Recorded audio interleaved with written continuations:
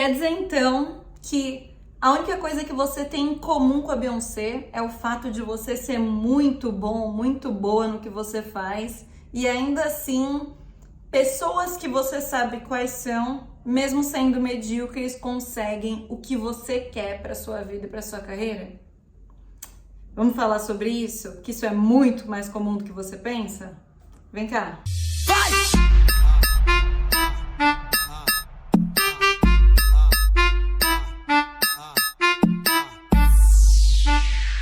Além de você, Beyoncé, Knowles, Emílio Santiago, Tiaguinho e tantas outras pessoas pretas, eu inclusive, que são muito boas no que fazem, já foram preteridas, já foram diminuídas no seu ambiente de trabalho e perderam grandes oportunidades, ou que dentro do que você acredita são grandes oportunidades, para pessoas que não eram tão boas quanto elas, só eram brancas.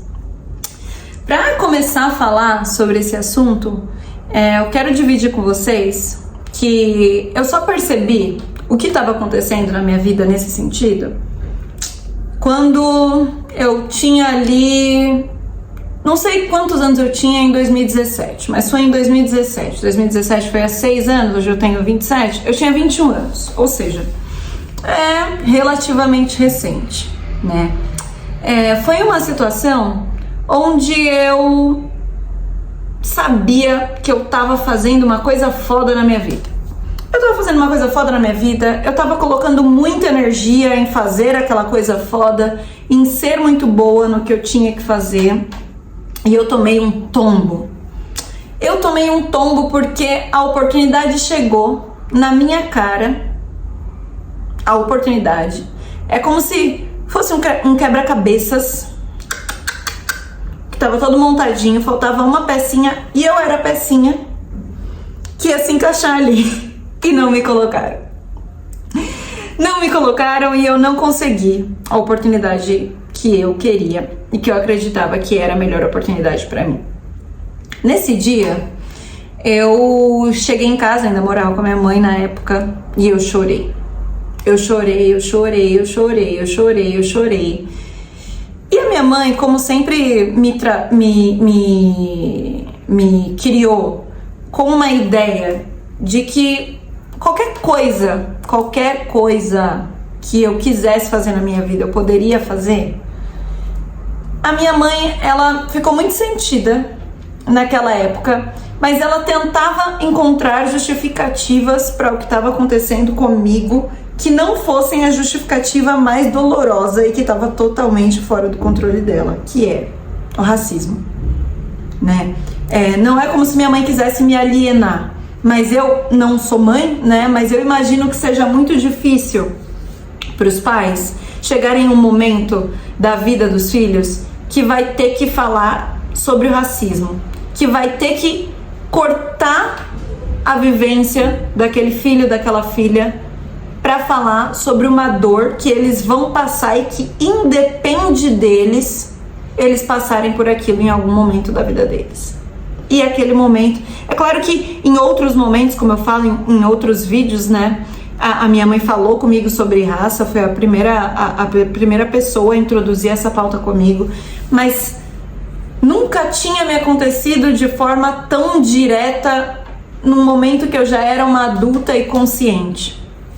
E eu fui pensando toda aquela situação, onde aquela oportunidade não veio pra mim, de um jeito como se fosse uma equação matemática, do tipo assim, cara, se toda vez que eu vou no Poupa Tempo, eu vejo um monte de pessoas pretas trabalhando, se várias pessoas que são pretas, bem-sucedidas que eu conheço, são donas dos próprios negócios, e as outras pessoas que são minimamente bem-sucedidas trabalham no serviço público, aí minha cabeça estourou. Eu falei, é isso, eu entendi tudo. Simplesmente, para todas as coisas que você precisa da avaliação de uma pessoa branca para que você progrida, você vai falhar. E não é porque você de fato falhou, É porque você está dependendo da avaliação de uma pessoa que, por mais que ela queira muito ser desconstruída, que por mais que ela queira muito ser a maioralzona em termos de ser aliada, aliade, ela tem os vieses inconscientes. Vamos falar assim, gente? Não, não vamos falar assim. São vieses extremamente conscientes que vão fazer com que uma pessoa branca sempre pareça melhor do que você sob a avaliação dela. E eu falava isso pra minha mãe. Eu falava, mas você é uma advogada, meu pai é um empresário. Vocês são as minhas figuras de referência de pessoas bem-sucedidas. E vocês não cresceram em empresas privadas. Vocês não se desenvolveram diante da avaliação de outras pessoas brancas. E aquilo foi me cortando num nível que me adoeceu. Foi quando eu comecei a terapia, né? O meu primeiro contato com a terapia foi há 6 anos, desde então eu faço terapia. Porque eu não me conformava, porque eu falava, gente, não tem nada que eu possa fazer, não tem nada que me faça conseguir lutar com isso. E só o ano passado, talvez o ano retrasado, foi que eu percebi que a única coisa que eu poderia fazer é me retirar de situações, ou pelo menos me colocar dentro de uma reta, dentro de um objetivo que me fizesse me emancipar financeiramente também da dependência da avaliação de pessoas brancas. Hoje, infelizmente, eu ainda tenho essa dependência. Se eu virar aqui pra vocês e falar, eu já achei a fórmula mágica e hoje eu não dependo da grana de nenhuma pessoa branca, vai ser mentira.